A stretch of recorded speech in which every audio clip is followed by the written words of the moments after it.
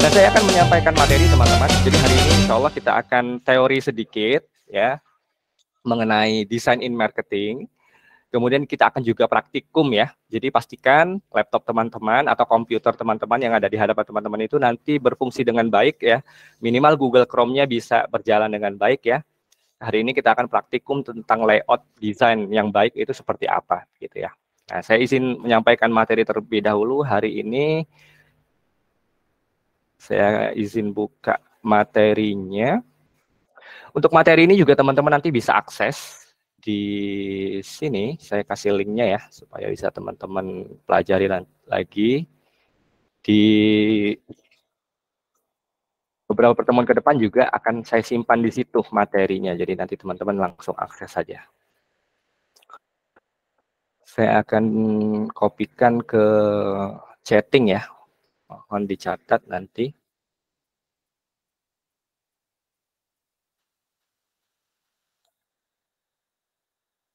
Oke, kelas BD 221. Oke. Ini dia ya.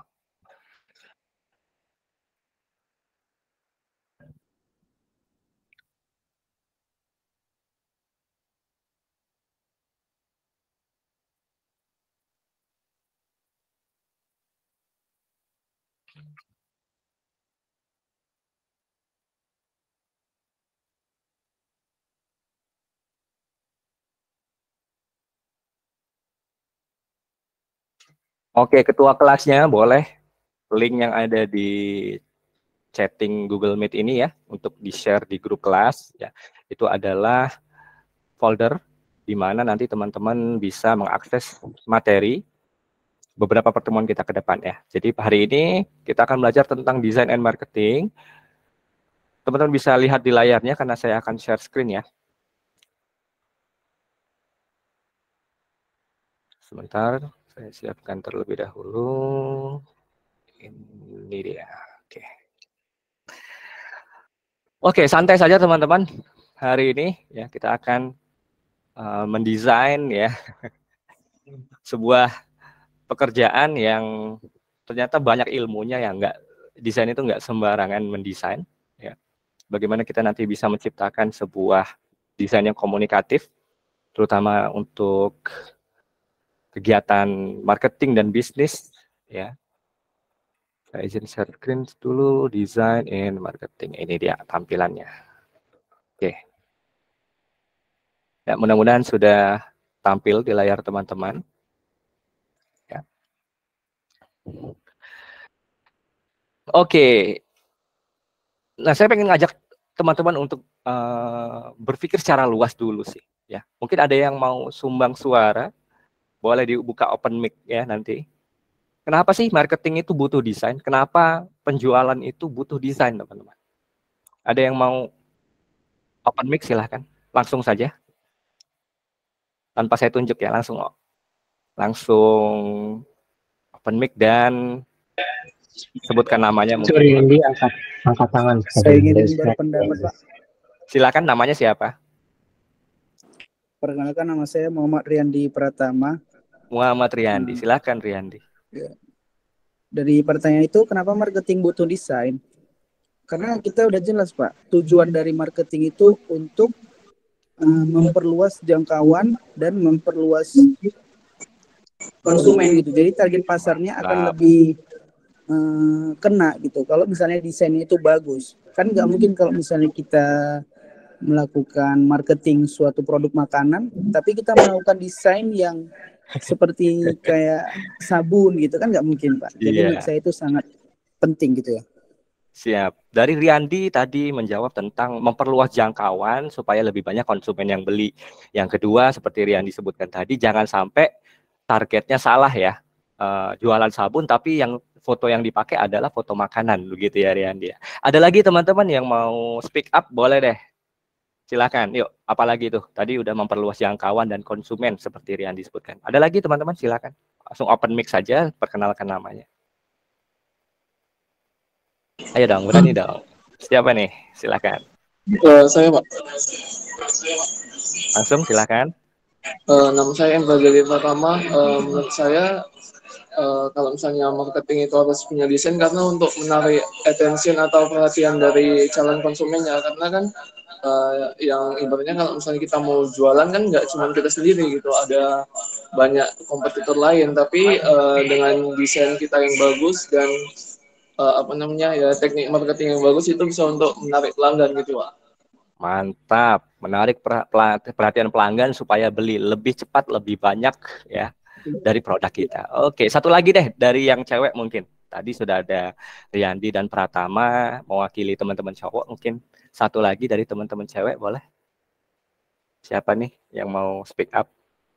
Tadi udah disebutkan memperluas jangkauan konsumen. Kata Pratama tadi juga menarik perhatian konsumennya begitu. Yuk, silakan teman-teman. Yang cewek ya. Ada? Kalau nggak ada Pak, Bapak ditunjukkan bagian. Yang nampak di monitor Oke, Bapak. sebentar. Saya sambil lihat ya. Saya belum kenal juga sepenuhnya sama teman-teman ya. Oke, sebentar. Siapa nih ya? Dina Ismanti mungkin. Ayo Din, silakan Din. Yang cowok udah pada angkat tangan semua tuh ya. Hari, Riyandi udah lagi raise up, mau speak up. Coba kita kasih kesempatan deh buat teman-teman yang cewek. Dina mungkin? Nggak apa-apa salah, namanya kan kita belajar ya. Silahkan. Saya izin dari kameranya Darapuan Bungsu, Pak. Oke, silakan. Kenapa marketing butuh desain?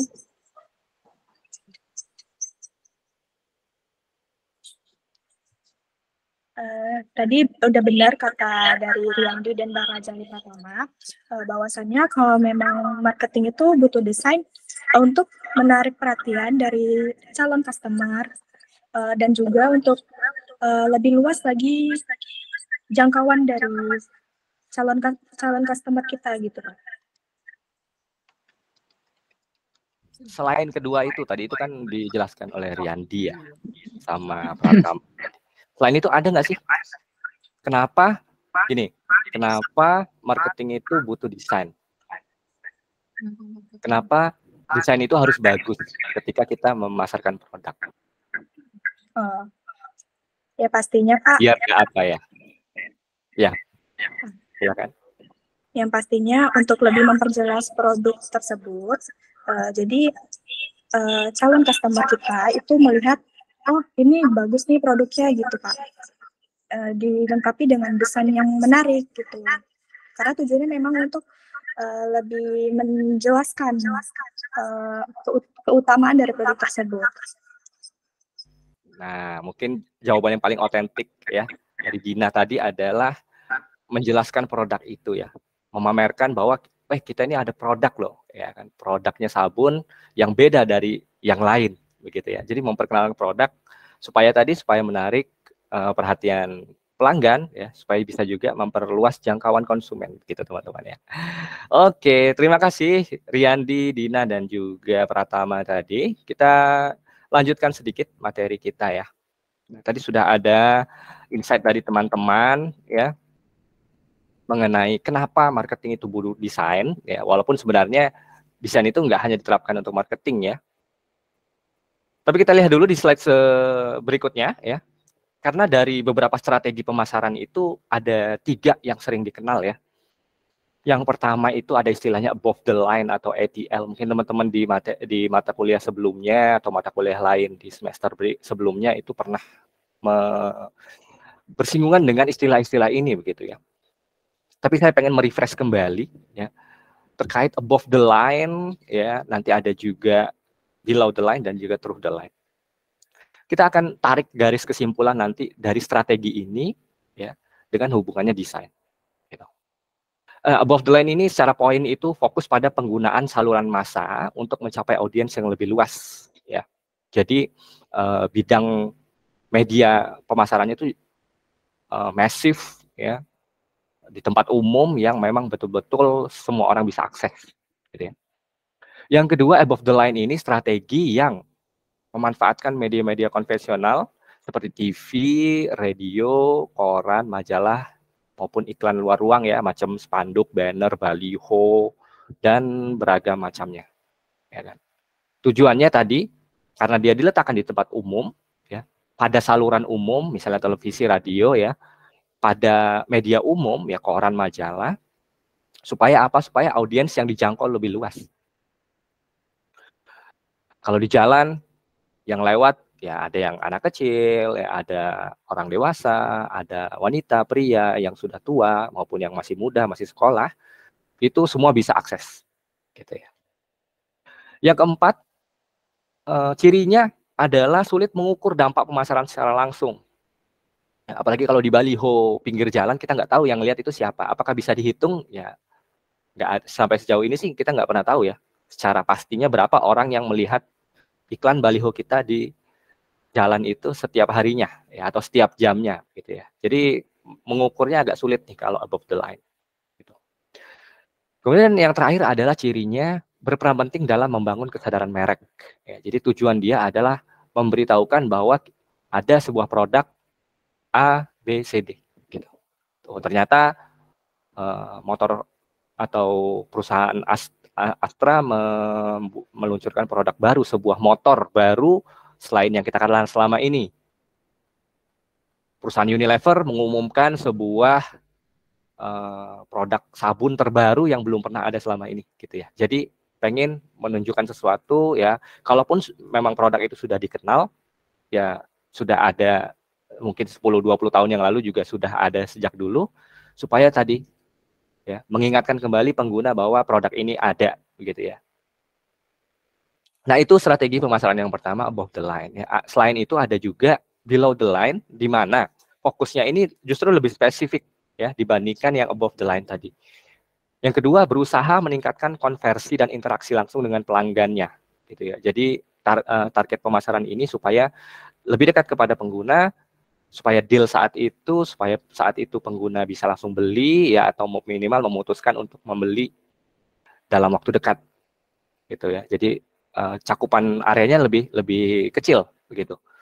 Tapi dengan area yang lebih kecil itu lebih mudah mengukur evaluasi ya. Karena mungkin di satu acara ya, atau misalnya dalam keadaan roadshow, itu kan targetnya spesifik ya.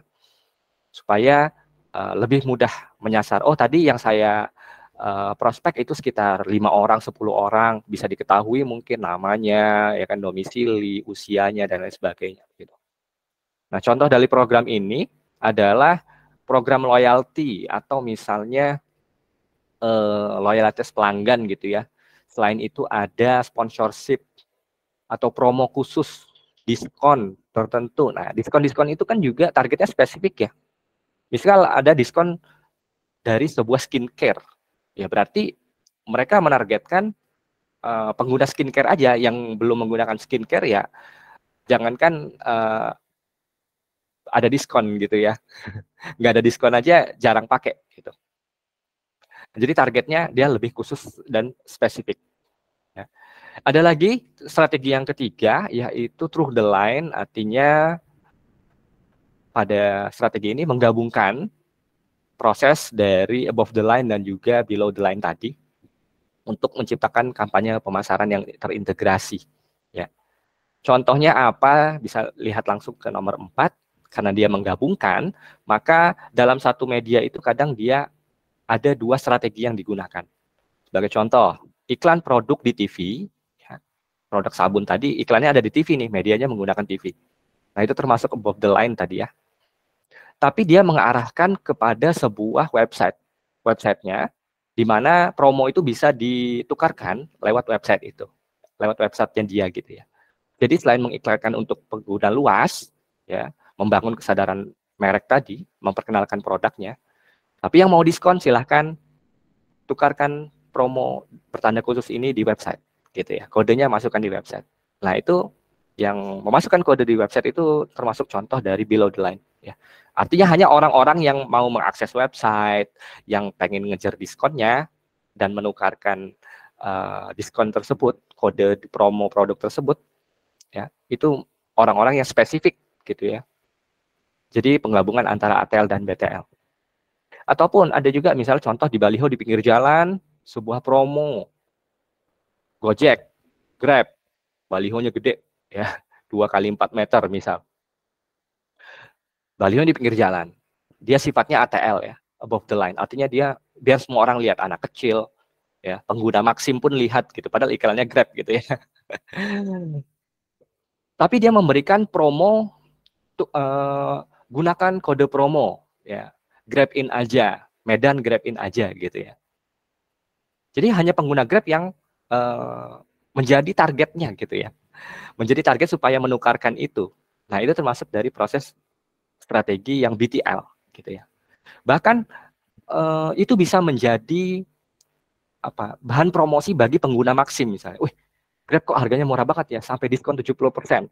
Masukin kode Medan Grabin aja gitu. Akhirnya dia install juga Grab supaya bisa dapat diskon juga gitu ya. Jadi itu tadi beberapa strategi pemasaran, ada yang above the line, mungkin secara terang-terangan masif gitu ya. Ada juga yang below the line, secara spesifik mendatangi pelanggan, buat kegiatan, buat lomba, atau dia mensponsori kegiatan musik, kegiatan event-event yang spesifik begitu ya, bukan geng motor ya, klub motor dan lain sebagainya. Ada di situ, ada sponsor dari Unilever. Nah, sponsor Unilever itu termasuk dari below the line. Terus ada juga yang modelnya sudah lebih digabungkan menggunakan through the line. Ya. Bahkan kalau lihat nomor 2 ini, dia medianya nggak hanya secara konvensional tapi juga secara digital. Ya. Menyeimbangkan antara tadi beriklan secara masif, secara umum, ya, tapi juga berusaha berinteraksi dengan pelanggan dengan memberikan promo-promonya. Nah, dari 3 strategi itu secara garis besar teman-teman ya, kita itu ternyata bisa menangkap ada elemen yang cukup penting teman-teman, yaitu desain. Ya. Bayangkan tadi through the line, above the line, dan juga below the line itu desainnya nggak pakai desain, hanya tulisan aja. Atau ada desain tapi kurang baik, begitu ya. Maka itu akan kurang efektif strategi pemasarannya ya. Jadi kurang menarik orang-orang untuk jangankan membeli, melihat aja mungkin apa itu tulisan gitu ya, biasa aja gitu ya. Sebagai contoh, teman-teman bisa lihat di layar sekarang ini. Bayangkan jika di iklan di TV itu tanpa warna, ya. Mungkin kita ini anak-anak milenial, anak-anak Gen Z, mungkin nggak pernah ketemu saluran televisi yang masih hitam putih ya. Tapi bayangkan ketika iklan yang sekarang itu ditampilkan dalam sebuah layar yang hitam putih. Kita nggak bisa bedain mana produknya, mana yang dijual, mana yang disampaikan gitu ya, karena dari sisi warna ya hampir semuanya sama gitu ya. Atau jika desain dari sebuah media iklan, media promosi itu ternyata gagal menerapkan prinsip-prinsip desain yang baik. Sebagai contoh, tulisan balihonya terlalu kecil. Dari jarak 10 meter udah balihonya gede, segede gaban, ya. Tapi ternyata tulisannya didesainnya kecil-kecil. Nggak tahu itu tulisannya apa ya. Teman-teman mungkin nanti kalau ada yang iseng boleh di zoom itu tulisannya apa yang saya tulis di situ.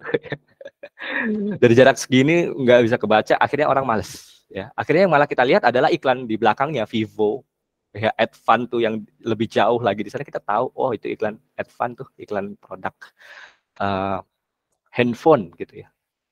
Yang kita tahu dari baliho yang di tengah itu cuma peringatan merokok bisa membunuh, oh kayaknya itu iklan rokok, tapi kita malas akhirnya bacanya ya. karena sekilas kita lewat naik motor nggak kelihatan itu iklan. Maka dari itu ya, iklan TV ya memberikan penekanan dengan memadukan warna-warna secara kontras. Ya. Warna-warna kan masuk dalam elemen desain ya. Pemilihan warna yang baik itu akan menentukan hasil desainnya itu bagus, komunikatif atau tidak. Gitu. Maka dari iklan yang ada di depan layar teman-teman ini bukan merupakan sebuah kebetulan. Ya. Yang ditonjolkan adalah iklan produk Romanya yang berwarna merah. Dalam setting iklan ini didesain supaya anak kecilnya itu pakai baju warna biru muda. Dalam iklan ini disengaja ditentukan bahwa si bapaknya itu menggunakan baju warna kuning. Ya. Coba teman-teman bayangkan kalau dari scene ini, dari tampilan ini, bapaknya pakai baju merah juga ya, atau adiknya juga pakai baju merah. Mungkin produk Roma-nya juga akan bias ya. Kita tahu itu produknya Roma mungkin dalam sekitar 3-4 detik gitu ya. Tapi sengaja dibuat seperti itu supaya mata kita terfokus kepada warna merahnya itu, si Romanya itu ya. Bukan iklan susu ya, atau bukan iklan produk baju ya, ataupun iklan kursi yang ada di belakangnya ya. Karena yang paling menonjol dari tatanan warna di iklan ini, di scene ini terutama adalah warna mencolok merah dari Romanya, begitu ya. Karena sengaja disusun seperti itu. Pemilihan warna yang pas. Sebaliknya, dalam penyusunan huruf, tulisan-tulisan seperti baliho tadi, ya hendaknya juga diberikan sesuai dengan komposisi yang bagus, ya. Baliho yang sebesar-besar itu juga didesain dengan tulisan yang besar, dengan kata-kata yang nggak terlalu banyak, ya. Informasinya juga kalau bisa seminimal mungkin, supaya apa? Supaya satu, terbaca dari kejauhan, ya. Kedua, supaya ketika kita naik kendaraan yang dalam kecepatan tertentu, itu tetap bisa melihat, oh iklan si produk A, oh iklan si produk B, gitu ya. Jadi dengan penataan tulisan-tulisan yang pas, ya, sesuai dengan prinsip desain, maka komunikasi iklan juga akan cepat tersampaikan dengan baik, gitu ya. Jadi jangan sampai lagi nanti kalau teman-teman saya ajak untuk desain, tulisannya terlalu kecil, ya, atau nanti dalam pemilihan warnanya kurang pas, tidak ada warna yang ditonjolkan, tidak ada warna-warna yang menjadi pusat perhatian terlebih dahulu ya. Jadi kita pengen pengguna itu lihat produknya dulu dalam 1-2 detik pertama, baru melihat ke lingkungan yang lain. Kira-kira seperti itu. Oke, di desain yang baik sudah kita tahu bahwa ada prinsip-prinsip yang harus diterapkan ya. Tadi saya sudah sebutkan sedikit di depan terkait kontras warna dan juga secara tulisan ya. Nah, tapi saya pengen ngajak teman-teman untuk melihat lebih lanjut. Apa saja prinsip-prinsip desain lainnya yang bisa teman-teman manfaatkan dalam sebuah desain untuk marketing. Yang pertama, ada sebuah quotes ya, ada sebuah kata-kata bijak dari seorang desainer namanya Bapak Lyndon Leader ya. Nah, beliau ini adalah yang membuat logo FedEx.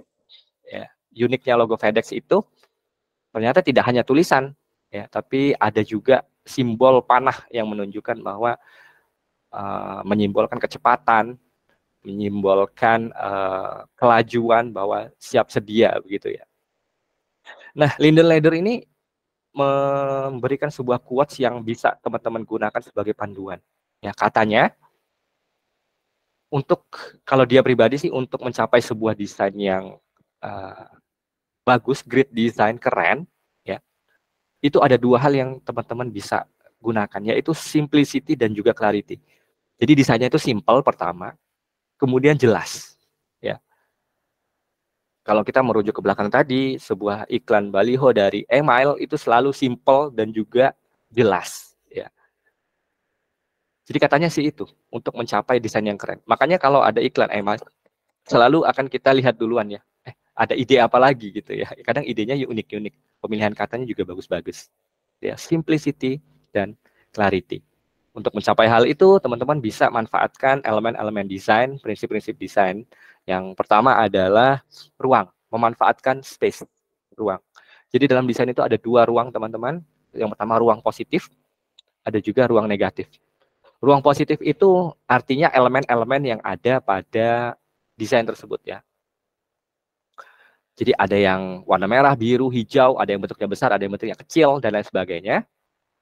Elemen-elemen yang ada dalam, objek-objek yang ada dalam desain itu disebut dengan ruang positif. Teks, gambar, icon, dan lain-lain. Kita lihat kembali ke iklan ini, ya. Kalau disebut dengan ruang positifnya, yaitu tulisan iyain aja biar cepat kelar. Elemen positif lainnya adalah tulisan dan juga ada backgroundnya sedikit di situ, bukan main. Elemen positif lainnya adalah sebuah logo A, dengan tulisannya go ahead. Jadi ada 3 elemen positif di desain yang baliho ini. Selain itu, ruang juga harus bisa memanfaatkan ruang negatif. Ya, ruang negatif itu adalah area kosong. Kalau melihat dari desain ini, ruang kosongnya adalah area putih. Ya, area putih sengaja dibuat lebih banyak juga supaya ada ruang ya, nggak sesak kita melihatnya ya. Nah, jadi itu termasuk ruang negatif. Kalau di bagian bawahnya yang ada tulisan peringatan merokok dapat menyebabkan bla bla bla bla bla bla bla bla bla, lalu ada gambarnya juga. Di situ bisa kita ketahui bahwa ruang negatifnya yang berwarna hitam, gitu ya. Jadi ruang negatif itu tidak mesti harus berwarna putih, ya. Bisa jadi ruangnya backgroundnya itu berwarna merah, berwarna biru, ya, berwarna kaki dan lain sebagainya. Ya. Nah, jadi itu dalam mendesain yang harus kita perhatikan adalah ruangnya ya. Bagaimana kita mengatur ruang positif dan juga mengatur ruang negatif. Ya, mudah-mudahan nanti ketika praktek teman-teman bisa menerapkan prinsip ini dengan baik. Kita lanjut lagi. Ada yang namanya white space. Ya, ini sama seperti negative space tadi ya. Ada yang putih yang di sebelah kanan itu. White space ya, mempermudah audiens memahami isi pesan yang disampaikan. Ya. Kadang ada terminologi antara desainer dengan klien, itu kadang klien maunya udah penuhin aja segala informasi saya tolong dimasukin ke dalam poster ini. Dari promo, diskon, nomor kontak, ya, kemudian alamat kantor, ya. Email, faksimili, Twitter, Facebook, YouTube, semuanya dimasukin, ya, sehingga menyebabkan white space-nya jadi kurang baik ya, negative space kurang baik. Padahal white space ini fungsinya untuk memberikan ruang nafas, ya seperti saya sebutkan sebelumnya, menjadi pemisah antar elemen, kemudian bisa membentuk struktur dan alur pandang yang melihat. Ya, kita pengen orang melihat judulnya dulu, baru melihat gambarnya, atau justru melihat gambarnya dulu, baru melihat dari teks-teks yang kecil, gitu. Jadi white space ini bisa memberikan arahan bagi orang yang melihat untuk melihat bagian-bagian mana dulu, gitu ya. Sebagai contoh dari iklan ini, kita mungkin akan baca teksnya dulu ya. Iyain aja biar cepat kelar. Sebelum melihat yang lain kita berpikir, itu ngomongin apa ya? Iyain aja biar cepat kelar. Oh iya aja deh. Yang penting dia udah selesai ngomongnya, mungkin menceritakan tentang orang yang cerewet gitu ya. Iyain aja biar cepat kelar. Nggak banyak omong lagi gitu ya. Baru deh kita melihat elemen yang lain, yaitu bukan mainnya dan juga logonya. Ya, jadi white space ini bisa memandu mata kita untuk melihat sebuah produk itu ya. Nanti juga pastikan teman-teman dalam mengatur white space juga dengan baik ya. White space nggak mesti harus di tengah, bisa jadi elemen-elemen itu kita susun di sebelah pojok kanan, pojok kiri, pojok atas dan lain sebagainya. Gitu ya. Mudah-mudahan dipahami. Jadi white space ini mirip seperti yang ruang negatif yang di sini. Gitu. Setelah ruang, setelah white space, ya. White space ini ada yang model seperti ini dan ada juga yang lebih detail lagi. Ya. Jadi white space antara elemen, ya, bukan elemen secara keseluruhan, tapi antar elemen. Contohnya ini nanti bakal banyak diterapkan dalam ketika desain kita banyak ada tulisannya. Ya. Jadi perhatikan jarak antar tulisan, perhatikan white space antar tulisan. Ya. Ada disebut micro white space, yaitu elemen kosong yang di antara teks dan gambar, ya. Spasi antar huruf, spasi antar kata paragraf, spasi dengan gambar yang di dalam. Ada juga nanti disebut dengan macro white space, artinya bidang yang di luar ya. Kalau kita sering main Microsoft Word disebut margin mungkin ya. Nah itu teman-teman juga nanti tolong perhatikan, hati-hati dengan margin. Ya. Area kosong pada elemen yang lebih besar seperti margin, header atau juga footer. Ya, jadi white space ada beragam jenisnya. Seperti itu. Setelah ruang, setelah white space kita masuk ke warna. Jadi dalam pemilihan warna juga harus kontras teman-teman, tidak membuat mata pengguna jadi sakit ya. Perpaduan warna juga harus cocok minimal secara kontrasnya. Ya. Dalam mendesain kombinasikan warna-warna terang gelap secara berlawanan, itu tipsnya. Jadi kalau tulisannya warna hitam gelap, pastikan juga backgroundnya juga nanti warnanya terang. Ya, ini seperti yang ini. Kalau tulisannya atau objeknya adalah terang, pastikan nanti backgroundnya juga sedikit lebih gelap. Ya, jangan sampai mirip-mirip seperti ini. Tulisan atau objeknya coklat tua, lalu warna backgroundnya juga biru tua. Jadi kadang kalau dilihat dari jauh nggak kelihatan, kalau dilihat dari dekat bikin mata sakit. Jadi jangan sampai seperti ini ya. Nanti ada metode untuk mengecek apakah kontras kita itu udah baik, udah bagus atau belum. Ya, jadi kalau nanti mendesain, silakan teman-teman cek kontrasnya udah bagus atau belum. Itu nanti ada aplikasinya. Ya. Itu color kontras. Ya. Selain itu ada juga dari sisi ukuran. Kontras secara ukuran ya. Jadi nggak hanya warna yang sifatnya kontras itu. Ya.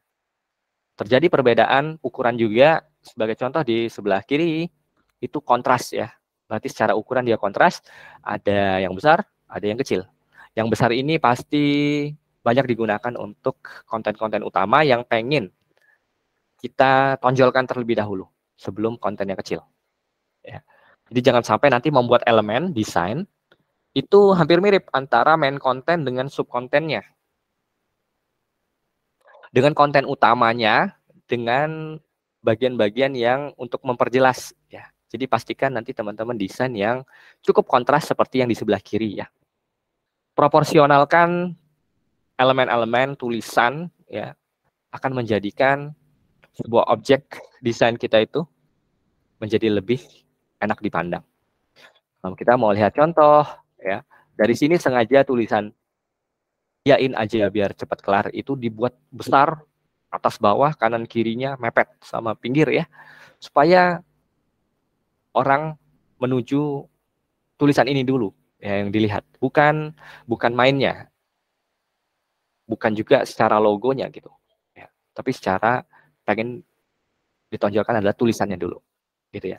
Nanti bisa teman-teman lihat di iklan-iklan yang lain juga, di baliho-baliho seperti ini juga pasti ada objek yang lebih besar, secara kontras juga lebih dominan ya, karena pengen menunjukkan kontras secara ukuran ini.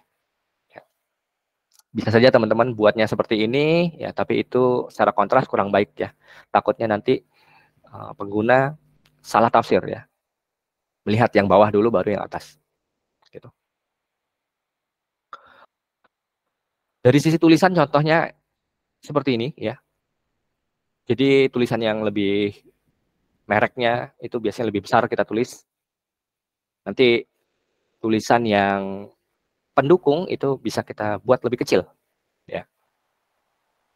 Kalau teman-teman lihat di sini secara penerapannya ya, yang atas itu jauh lebih baik karena dia kontras secara ukuran 23 poin dengan 8 poin ya. Juga kontras nanti secara warna ya, ada. Ini secara bentuk hurufnya tebal sekali, yang satunya reguler. Bandingkan dengan yang bawah, itu secara kontras ukuran huruf nggak terlalu jauh ya, 18 hingga 12. Ya. Karena bisa jadi mungkin kita kalau ngelihat tulisan ini, ngebaca sabun cucinya dulu ya, kompasnya belakangan. Kemudian secara tebal huruf juga mirip-mirip, yang satu black, satu bold. Ya. Mungkin kalau dibuat seperti atas ini, bisa lebih efektif secara ukuran kontrasnya. Gitu teman-teman ya. Nanti kita praktek ya, mudah-mudahan bisa teman-teman pahami dari penjelasan-penjelasan yang sudah saya sampaikan terkait prinsip-prinsip desain supaya mendukung kita dalam pembuatan desain untuk marketing. Gitu teman-teman ya. Sebelum kita lanjut praktikum, mungkin ada pertanyaan teman-teman yang ingin ditanyakan terkait materi kita hari ini. Dari contohnya boleh, silakan kalau ada pertanyaan atau yang ingin didiskusikan. Yandi mungkin tadi, Pratama, silakan teman-teman. Pak, silakan. Siapa nih pertanyaan? Saya Handika Al-Sidik. Handika, silakan Handika. Ini Pak, tadi yang tentang ATL, BTL sama TTL itu Pak. Oke, siap. Bukan Pak, cara singkat memahaminya kayak mana gitu Pak, biar gampang. Oke. ATL itu kayak mana gitu. Siap, saya coba share lagi ya. Soalnya belum paham ini Pak. Siap, Handika, sudah tampil Handika? Sudah tampil layar saya ya? Sudah Pak, sudah. Oke. Ya, jadi ATL ini istilah-istilah saja teman-teman ya. Semua jenis marketing, semua strategi pemasaran itu pasti nggak berlari dari 3 jenis ini. Ya. Jadi kalau disebutkan di sini poinnya, above the line adalah yang biasanya dia ada di lingkungan yang umum. Ya. Lihat aja contohnya Handika. Iklan luar ruang, baliho, TV, radio, koran, majalah. Ya, jadi targetnya kan umum. Ya, jadi ATL ini yang menyasar juga secara umum, Handika. Siapa saja bisa lihat pasti ya, karena dia berada di tempat umum. Di TV siapa yang melarang orang tua melihat iklan sabun Dove misal? Nggak ada ya. Di radio nggak ada yang melarang anak kecil untuk mendengarkan iklan sepeda BMX baru dari Polygon. Ya, jadi semua orang bisa dengar. Semua orang bisa lihat secara langsung, gitu ya. Tidak ada segmentasi khusus, artinya yang harus melihat iklan ini adalah orang ini begitu. Karena segmentasi khusus itu hanya ada di strategi yang ini, gitu. Namanya below the line. Jadi dia lebih khusus nih. Contohnya dari program ini adalah below the line ini, misalnya promo khusus, ya. Atau saya sebut tadi sponsorship. Kan dia itu kalau sponsorship biasanya kan event tertentu ya. Misal nih acara apa ya? Acara musik deh, ya. Ada Noah mau datang ke Medan. Ya. Tapi di sponsornya itu ternyata ada percetakan sponsor sebuah perusahaan percetakan dia ngikut jadi sponsor. Gitu. Secara nggak langsung sponsorship ini dia mengiklankan dirinya dengan cara strategi pemasaran yang ini, gitu, below the line. Gitu. Atau macam lain, promo khusus. Ya. Kan nggak semua orang yang melihat Tokopedia itu mau ngambil promonya, iya kan? Nggak semua cowok-cowok nih, Handika, ketika ngelihat iklan skincare dari apa ya, Wardah misalnya, ada promo 50%. Kira-kira Handika mau ambil atau enggak? Enggak kan ya. Kecuali memang yang produk-produknya Wardah itu khusus cowok ya, misalnya dari Kaf ya, karena dia sama-sama dari Paragon gitu ya. Jadi jenis promo khusus ini adalah strategi pemasaran yang sifatnya below the line. Tidak untuk semua orang, hanya untuk orang-orang khusus. Siapa? Pengguna Wardah tadi yang pengen dapat promo gitu ya. Jadi strategi pemasarannya itu lihat aja di bagian contohnya untuk memahaminya, ya. Apakah dia secara umum, ya, ataukah dia secara khusus, gitu. Kalau through the line ini menggabungkan proses keduanya, gitu ya. Pertama diiklankan dulu secara umum, ya. Misal tadi saya contoh baliho di pinggir jalan, di depan mall, ya. Kita bisa semua orang bisa lihat. Misalnya tadi iklan Grab, orang Maxim bisa lihat, orang yang pakai Bluebird bisa lihat, orang yang bawa kendaraan pribadi bisa lihat, gitu. Tapi tujuan dari iklan Grab tadi sebagai ATL ya, artinya mengenalkan produk. Yo, yang belum pakai Grab gitu ya. Tapi ada fitur BTL-nya juga ternyata. Kalau pakai through the line ya, ada fitur BTL di mana tadi kan spesifik khusus ya. Dia memberikan promo bagi pengguna Grab untuk pakai kode ini, tukarkan kode ini supaya nanti ketika kamu naik Grab, kamu bisa dapat diskon. Tuh. Di satu sisi dia mengenalkan produknya, Grab gede-gede gitu ya, dengan model yang cakep-cakep, yang cantik-cantik gitu ya. Secara ATL, tapi di situ nanti ada satu bagian yang misalnya memberikan promo untuk bagi pengguna Grab, itu berarti menggunakan strategi BTL ya, karena nggak semua promo itu bisa dipakai selain pengguna Grab gitu kan ya, jadi hanya pengguna Grab saja. Nah kira-kira seperti itu, Handika. terkait ATL dan BTL dan juga TTL. Apakah sudah dipahami, Handika? Sudah Pak, sudah. Ya. Pak. Jadi ya tapi, silakan. Ya.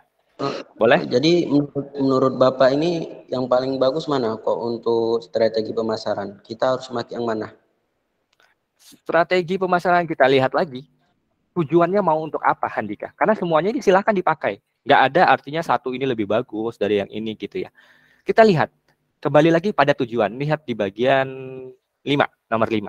Jika Handika punya sebuah produk, pengen untuk mengenalkan kepada semua orang, kan nggak mungkin ya kita ngenalin produk itu sembunyi-sembunyi gitu ya, ke tetangga dulu gitu ya. Kalau misalnya duitnya banyak, kenapa nggak langsung secara umum gitu ya? Maka gunakanlah above the line ya, pakai TV, radio, majalah, koran, desain segede baliho ya, lewat brosur-brosur juga bisa disebarkan gitu ya. Gunakanlah metode yang ini ya. Setelah ATL, Andika bisa langsung masuk ke BTL-nya misalnya. Wah, saya ini produknya adalah sebuah produk skincare pria. Umumkan dulu di depan mall, pasang baliho gede-gede ya, produk kita. Supaya semua orang kenal dulu. Baru nanti misalnya, wah kita coba masuk ke strategi yang lain yuk. Kita coba masuk ke below the line.